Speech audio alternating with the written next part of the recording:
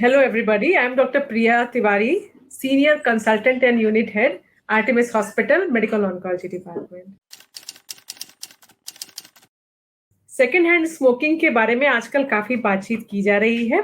Second hand smoking का मतलब ये है कि जो लोग स्मोक करते हैं यानी कि स्मोकर्स, उनके अगल बगल जो लोग रहते हैं जो कि वो धुआं इनहेल करते हैं, उनको भी काफी हेल्थ प्रॉब्लम्स हो सकती हैं।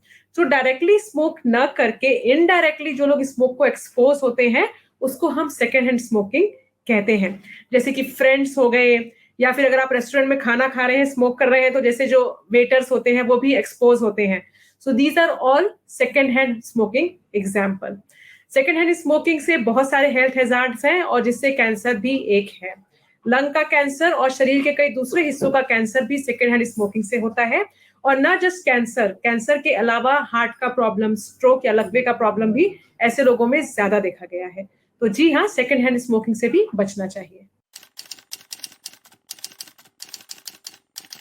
सी वेरी इंपॉर्टेंट कि साइकोलॉजिकल काउंसलिंग हम पेशेंट्स की करें, और मुझे तो लगता है कि हमें अटेंडेंट्स या केयर गिवर्स की भी करनी चाहिए। काउंसलिंग इसलिए जरूरी है क्योंकि कई बार क्या होता है कि पेशेंट अपनी उधेड़-बुन में लगे रहते हैं। वो थॉट प्रोसेस जो होता है, जो कि उनको क्लैरिटी देता है, बेटर कोपिंग स्ट्रेटजीज बनाने में हेल्प करता है, वो सारी चीजें काउंसलिंग की वजह से बेटर की जा सकती हैं। तो ये जरूरी है कि उनको काउंसलिंग सेशंस दें। पेशेंट्स के अलावा अटेंडेंट्स की भी काउंसलिंग सेशंस होने चाहिए। रिपीटेड काउंसलिंग होनी चाहिए, not just one. Multiple time points पे होनी चाहिए। जब फर्स्ट टाइम उनको डायग्नोसिस पता चलती है, जब उनका ट्रीटमेंट शुरू होता है, और ट्रीटमेंट के दौरान भी।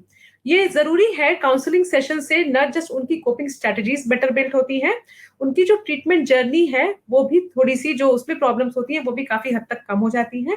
और ये प्रॉपर एक सपोर्ट सिस्टम बनाने का सबसे अच्छा तरीका है। और जो कई बार दूसरी प्रॉब्लम्स होती हैं, जैसे कि डिप्रेशन, कई बार पेशेंट्स में डिप्रेशन तक हो सकता है, उनसे भी लड़ने में काफी हद तक मदद मिलती है। और बल्कि तो मुझे ये भी लगता है कि जो साइड इफेक्ट्स पेशेंट्स को ट्रीटमेंट की वजह से होते हैं, वो इस बात से भी होते हैं क्योंकि पेशेंट का जो एक नेगेटिव माइंडसेट डेवलप हो जाता है। तो मुझे ऐसा लगता है कि अगर हम प्रॉपर काउंसलिंग सेशंस प्रोवाइड करेंगे, तो माइंडसेट भी बेटर होगा, तो ट्रीटमेंट के साइड इफेक्ट्स भी एक्चुअली कम हो सकते हैं।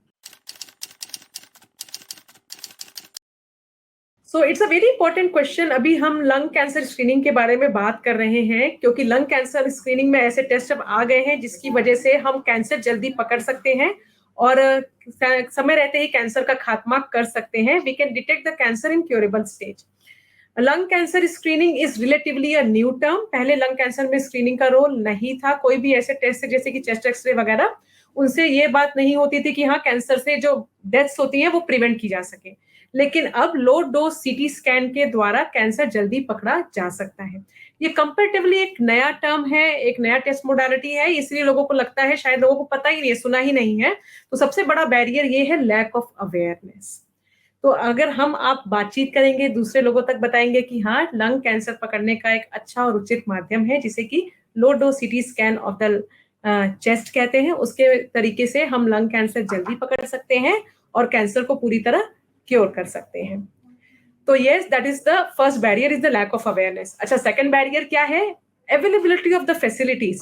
बड़ी सिटीज में तो ये फैसिलिटीज अवेलेबल हैं, लेकिन छोटे शहरों में अभी तक ये बहुत सारे सेंटर्स पे फैसिलिटी अवेलेबल नहीं है, क्योंकि शायद उन्हें भी पता नहीं है कि इस तरह के टेस्ट के माध्यम से आप कैंसर जल्दी पकड़ सकते हैं। लेकिन हाँ, अगर अवेयरनेस होगी, देन ऑफ कोर्स ये फैसिलिटी हर जगह क्रिएट की जा सकती है। तीसरा प्रॉब्लम है कि कई बार लोगों को लगता है कि अगर हमारी कैंसर की बीमारी पकड़ी जाएगी, तो the word cancer itself creates fear.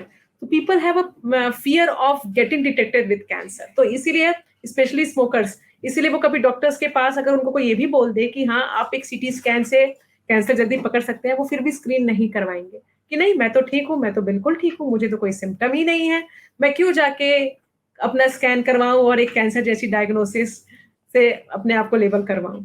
So fear, lack of awareness, and yes, lack of facilities are the three primary problems that I see.